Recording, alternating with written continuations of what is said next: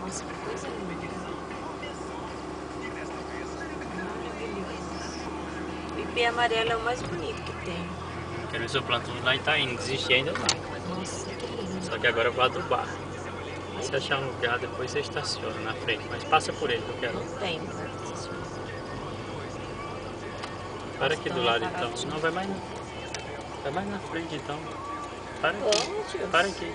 Você pode descer e ir lá. Eu vou responder esse vídeo lá. Vou tirar foto de lá.